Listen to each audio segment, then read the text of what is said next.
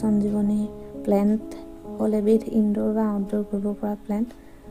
ইয়াক সাধাৰণতে পানীত কৰা হয়, কিন্তু মাটিতো ট্ৰাই কৰি চাব পাৰি। এইবাৰ মই প্ৰথমে কৰিবলৈ লৈছোঁ, তাকে ইয়াৰ বিষয়ে যি জানো সেইখিনিকে আপোনালোকক জনাওঁ বুলি ভাবিছোঁ।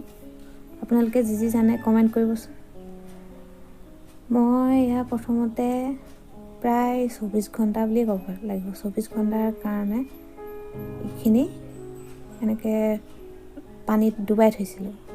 প্ৰথম কথা হ'ল ইহঁত বহুত শুকান হৈ, প্ৰথম যেতিয়া দোকানৰ পৰা আনে তেতিয়া এইটো শুকান অৱস্থাত থাকে, আৰু তাক পানীত দিয়াৰ পাছতে এনেধৰণে সেউজীয়া হৈ আহে,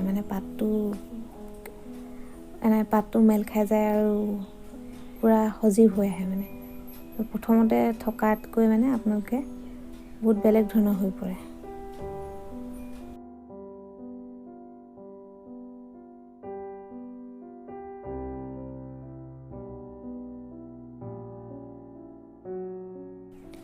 এই ঔষধি গছবিধ মই এনেকৈ বটলত টেবুলত ৰাখিবৰ বাবে বটল বা এনেকৈ গিলাচত, চিচাৰ গিলাচত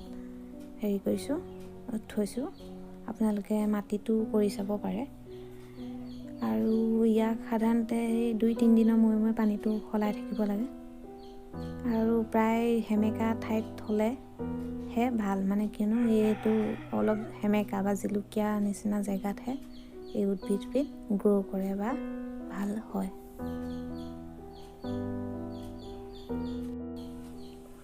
যদিহে আপুনি গছবিধ মাটিত ৰুম বুলি ভাবে, তেতিয়া আপুনি সদ্যহতে কি কৰিব লাগিব, পানী দি থাকিব লাগিব।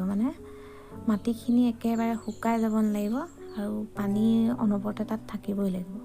আৰু লগতে যদি আপুনি ঠাণ্ডা দিনত মাটিত ৰুওঁ বুলি ভাবে, তেতিয়া কি হ'ব, তাত পানী দিয়াৰ আগত একেবাৰে ঠাণ্ডা পানী নিদি ৰ'দত অলপ গৰম কৰি ল'ব লাগিব পানীখিনি।